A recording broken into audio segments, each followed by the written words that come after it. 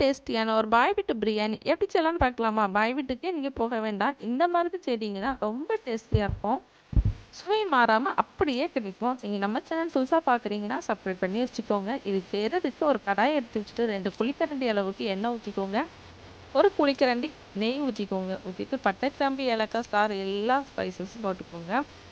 இப்போ இதில் வந்து ஒரு 6 பெரிய வெங்காயத்தை நீல வாக்கில் கட் பண்ணி சேர்த்து அதை வந்து உப்பு போட்டு நல்லா வதக்கி விட்டுருங்க. இப்போ ஒரு 4 தக்காளி பழம் பொடிசா கட் பண்ணி நீல வாக்கில் கட் பண்ணி சேர்த்துக்கோங்க. அதையும் நல்லா வதக்கி விட்டு ஒரு 3 பச்சை மிளகாய் போடுங்க. இப்போ மல்லி, புதினா ரெண்டுமே ஒரு கை போட்டுக்கோங்க. வதக்கி விட்டுட்டு ஒரு 4 ஸ்பூன் அளவுக்கு இஞ்சி பூண்டு பேஸ்ட் போடுங்க. இஞ்சி பூண்டு பேஸ்ட் அதிகமாக போட்டால் ஃப்ளேவர் சூப்பராக இருக்கும் பிரியாணிக்கு.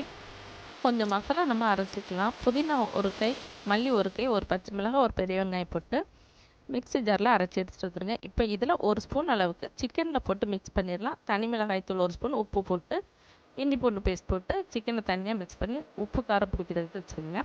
இப்போ இந்த புதினா மல்லியில் அரைச்ச அந்த மசாலாவை இந்த வெங்காயம் வதக்கிட்டுருக்கோம்ல அதில் ஊற்றிடுங்க. இப்போ இதுக்கு வந்து பிரியாணி மசாலா வீட்டிலே பட்டை, கிராம்பு, ஏலக்காய் 3யும் வறுத்து அரைச்சி அதை ரெடி பண்ணி ஒரு 2 ஸ்பூன் போட்டுருங்க. கரம் மசாலா 1 ஸ்பூன் போட்டுருங்க. இப்போ நம்ம சிக்கனை வந்து இது கூடவே போட்டுடலாம். போட்டு நல்லா மிக்ஸ் பண்ணி விட்டுருங்க. ஒரு 5 நிமிஷம் மூடி வச்சுருங்க. அப்படி அழகாக வெந்து வந்துடும். உப்பு காரம்லாம் பிடிச்சி டேஸ்ட் நல்லாயிருக்கும். இப்போ இந்த மசாலாவை நம்ம குக்கரில் சேர்த்துலாம். குக்கரில் தான் இன்றைக்கி நம்ம செய்ய போகிறோம். பாஸ்மதி ரைஸ் வந்து ஒரு 1/2 மணி நேரம் ஊற வச்சுருங்க. இப்போ அந்த ரைஸும் போட்டுருங்க. லெமன் ஒரு பாதி லெமன் ஊற்றிக்கலாம். 1 கிலோ அரிசியில் தான் நம்ம இன்றைக்கி செய்ய போகிறோம். நீங்கள் 1க்கு 1.5 அந்த அளவுக்கு தண்ணி ஊற்றிக்கோங்க. இப்போ குக்கரை மூடி போட்டுடலாம். தண்ணி வற்றி வந்ததும் சிம்மில் வச்சு ஒரு 10 நிமிஷம் ஆஃப் பண்ணிடுங்க. அப்புறமா தோசை கல்லை அடியில் வச்சு தம் போட்டுடலாம். அவ்வளோதான். ஒரு 10 நிமிஷம் கழித்து எடுத்திங்கன்னா அருமையான சிக்கன் பிரியாணி ரெடி. இந்த மாதிரி செய்து சாப்பிடுங்க.